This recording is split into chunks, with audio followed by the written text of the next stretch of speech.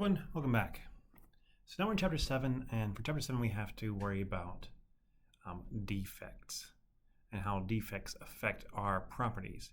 And so the big thing for us is usually defects are going to happen. They're going to go along these close packed directions and our close packed planes.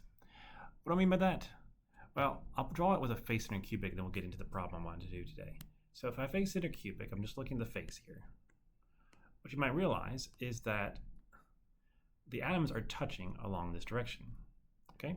And because they're touching along that direction, it's easier for atoms to be moved and dislocated along those directions. And so if you can find the planes where things are most closely connected, you can then figure out what direction things are likely to slip on. So now the problem itself. This time we're going to be finding the planar density for a particular plane and a face center cubic and a body center cubic unit cell. So what plane is that? Well, the plane we're going to be looking at is 1, 1, 1. It's a very interesting one to draw. I quite like it for that reason. So 4 planes, what does this mean? Let's go ahead and draw a fairly terrible cube. And there is our origin back there. Beautiful. I definitely did a good job with this one. I'm going to clean that up just a little bit. There we go. Okay, good.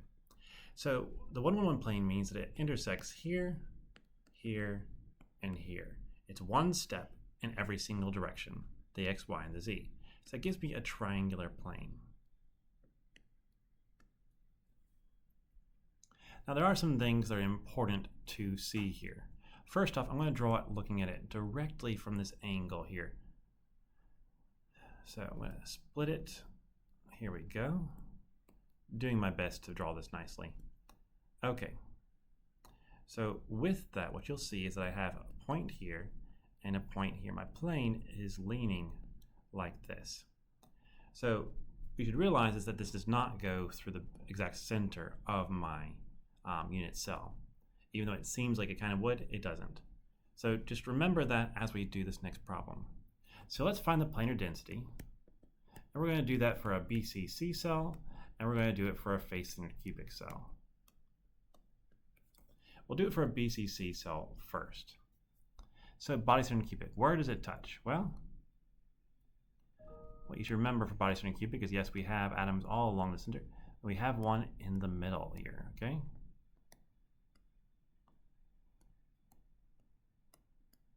Like this. Now, how do they touch? Well, they touch along those diagonals. So from the back corner to the front corner is where they touch. So let's try drawing that. Now I'm going to draw it as a cube here. I'm doing that with the atoms, and we'll kind of figure out how we can figure out distances. As a note, I've done this many times before where I've shown you how to get the distances. So this is just me doing it one more time. Okay, here we are. So this side right here is A, and it touches along this line. So if I draw that, it looks something like this. I've got A, I've got 4 radiuses right here, and we need to know what this bottom part is to be able to figure out the rest of it. So let's look at that bottom part. If I draw that triangle just from the bottom, what I see is that that mystery side is going to have 2 sides, they're both A, and so this other one is pretty easy to find from Pythagorean theorem. I'm drawing, just so you know, this triangle right here now. So a squared plus a squared is equal to that mystery, which I'll just call it C for now, is equal to C squared. So C is equal to a square root of 2. Okay, we've got that one. Let's plug it in over here, and we can solve for what our sides are in terms of radius. So that means that 16 r squared, what am I doing here?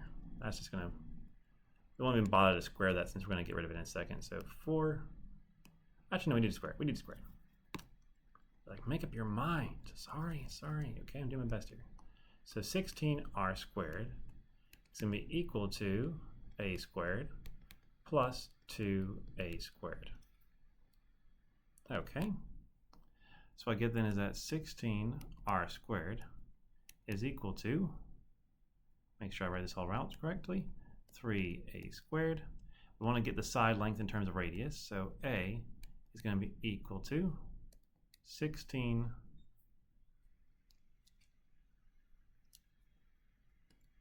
over 3 r squared square root, or a will be equal to 4 over the square root of 3 times r.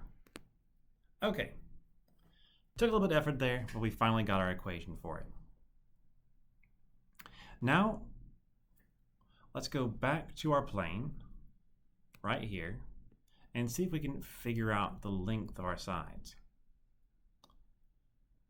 So, first off, on the bottom right here, we know that that was equal to C. That was our side C before. And also, these sides right here are also going to be C because they're all going along the sides. So it actually helps us a lot. We have an isosceles equilateral triangle with C for every single length. So let's bring it back over here. So here's my triangle. All the angles are 60 degrees. And so this bottom right here is C, this side right here is C, this side right here is C. And so now let's plug in our values for what C would be. So it's going to be a square root of 2, which a is this. So that means I'm going to have, let's make sure I do this right, 4 square root of 2 over square root of 3 r. That looks good. Now the same for the bottom. Now for the bottom, I'm going to go ahead and divide this in half. Why I'm doing that is because I just need to know the heights. So I know that this guy right here is 2 square root of 2 over square root of 3 times r. Okay. So what I'm doing here is I'm trying to find the area of this triangle because planar density is a very simple equation. It's simply equal to the number of atoms over the area. This is a triangle, so if I can find the base and the height, I have the area. So let's keep going here and find this out. So I'm going to use Pythagorean theorem to find this height right here. So let's see, 4 square root of 2 over square root of 3 times r squared minus 2 square root of 2 over square root of 3 r squared is equal to h squared. Now let's plug in those values and see what we would get. So let's see, 32 divided by 3 r squared minus 8 divided by 3 r squared is equal to h squared. Okay, so it gives me 24 over 3 r squared is equal to h squared. Oh, that's nice. So 8r squared is equal to h squared.